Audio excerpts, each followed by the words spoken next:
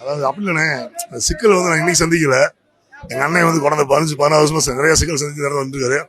எல்லாரும் சிக்கல் சந்திப்பாரு, கண்டிப்பா ஜெயிப்பாரு படத்துல. அது சார்ந்து எங்க தலைமை முடிப்பாங்க, அண்ணன் முடிவு. இது நீங்க அவங்ககிட்ட கேட்டுக்கிறேன். ஏன்னா எங்க கட்சிக்கு வரவங்க வெல்கம் தான் பண்ண முடியும், வரவேற்க முடியும். இல்லைன்னா ஒரு கட்சி ஆட்சி அமைக்க ஒரு ஆளும் தரப்பு என்ன முயற்சியா நாங்க செஞ்சுட்டு இருக்கோம். முடிவுகள் அவங்க கையில் தான் இருக்கு. விரைவில் கண்டிப்பா இல்ல, அது வந்து எங்க மேல்மட்ட குழு பேசிட்டு இருக்காங்க. அது கண்டிப்பா நல்லபடியா முடியும். இல்லைன்னா அவங்க வந்து சப்போர்ட் பண்ணுவாங்க, அந்த நம்பிக்கை எங்களுக்கு இருக்கு. ஏன்னா இது அரசியல் ஒரு முடிவெடுக்கிற சூழ்நிலை, நாங்க சில கருத்து பேச முடியாது. நம்பிக்கை தானே, நாங்க ஜெயிக்கவே மாட்டோம்னாங்க. நாங்க 108 ஜெயிச்சோம் இல்லையா, அந்த நம்பிக்கையை தான் நாங்களும் வச்சிருக்கோம். அதை பத்தி பிரச்சனை அவங்க கட்சி எடுக்க முடிவு.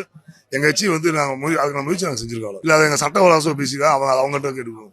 நம்மளா பேச முடியாத விஷயம் எல்லாமே அதாவது சட்டப்படி ஒரு விஷயம் நம்ம பண்ணி போயிட்டு இருக்கோம். எப்படின்னா எங்களால என்ன முடியுமோ அதுக்கான முயற்சி நாங்கள் செஞ்சுட்டு இருக்கோம்.